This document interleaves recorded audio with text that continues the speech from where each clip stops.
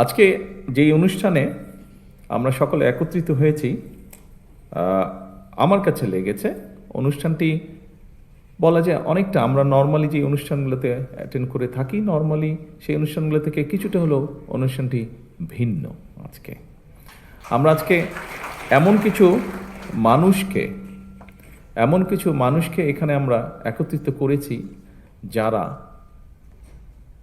সম্পূর্ণভাবে অরাজনৈতিক, কিন্তু এই মানুষগুলো দেশের জন্য বিরাট সুনাম বয়ে নিয়ে এসেছে এবং এই সুনামটি তারা বয়ে নিয়ে এসেছে সম্পূর্ণভাবে তাদের নিজ যোগ্যতায়। আজকে এখানে যারা জয়ী হয়ে এসছেন, বিভিন্ন ইভেন্টে যারা বিজয়ী হয়েছেন, আমাদের ক্রীড়াবিদ বন্ধুরা, তাদের প্রত্যেকেরই কিন্তু বিজয় হওয়ার জন্য একটি প্রতিপক্ষ ছিল।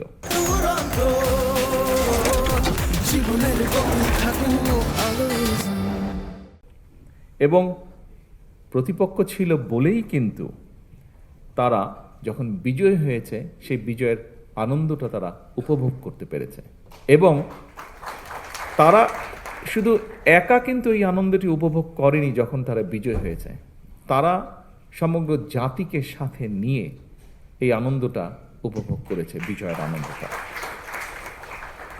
সুতরাং খেলাধুলায় কিন্তু পরাজয়ের অর্থ কিন্তু হেরে যাওয়া নয়, বরং এটির অর্থ হচ্ছে জয়ের একটি অংশ।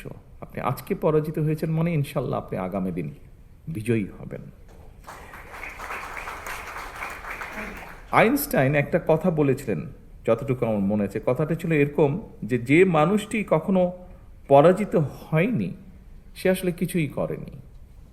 আপনাকে জয়ী হতে হলে কিছু করতে হবে। কথাটার অর্থ হচ্ছে সেটাই, যে মানুষটি পরাজিত হয়নি মানে সে পরাজিতই হয়নি, জয়ী হওয়ার তো প্রশ্ন আসে না, তার মানে সে কিছু উদ্যোগই গ্রহণ করেনি, চেষ্টাই করেনি।